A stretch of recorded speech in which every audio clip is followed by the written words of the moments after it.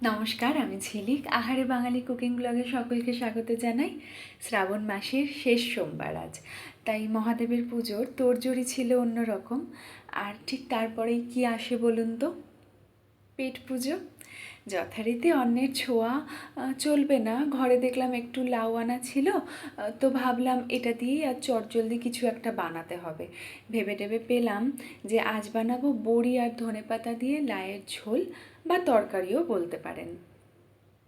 কড়াইতে তেল দিয়ে তেলটা একটু গরম করে নিয়ে দিয়ে দেব কিছুটা পরিমাণ বড়ি। বড়িটা একটু হালকা লাল করে ভেজে নেব। বড়ি ভাজা হয়ে গেছে, এবার তুলে নেব।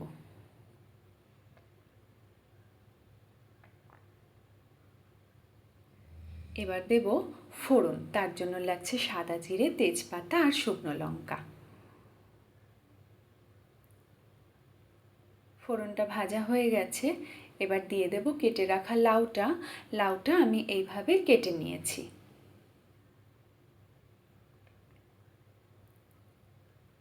এবার দেবো একটু স্বাদ মতো লবণ আর অল্প হলুদ।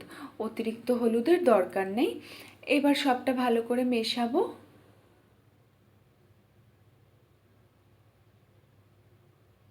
দেবো কটা কাঁচা লঙ্কা। হলুদ আর লবণ দেওয়ার সময় না লঙ্কাটা দিতে একদম ভুলে গেছিলাম। আর দেবো একটু চিনি। নিরামিষ রান্নায় একটু মিষ্টি না হলে হয় না বলুন। এবার সবটা বেশটি করে মিশিয়ে এটাকে মজে ওঠার জন্য রেখে দেবো কিছুক্ষণ। দেখুন, এটা থেকে কিন্তু বেশ খানিকটা জল বেরিয়েছে। আবারও কিছুক্ষণ ঢেকে রেখে দেবো। লাউটা থেকে আরও কতটা জল বেরিয়েছে দেখুন। আরও একটু সময় ঢেকে রেখে দেব। দেখুন বেশিরভাগটাই হয়ে গেছে। এখন দেব পরিমাণ মতন জল। যে যেমন ঝোল পছন্দ করেন তেমন দেবেন, তবে এটা একটু ঝোলঝোলই ভালো লাগে, তাই জন্যই নাম লাউয়ের ঝোল। যে বড়িটি ভেজে রেখেছিলাম সেইটি এবার দিয়ে দেব। ঝোলের সাথে সবটা ভালো করে মিশিয়ে ফুটে ওঠার জন্য রেখে দেব। লাউয়ের ঝোল ফুটে কিন্তু একদম তৈরি। লাউটাও ভালোভাবে সেদ্ধ হয়ে গেছে।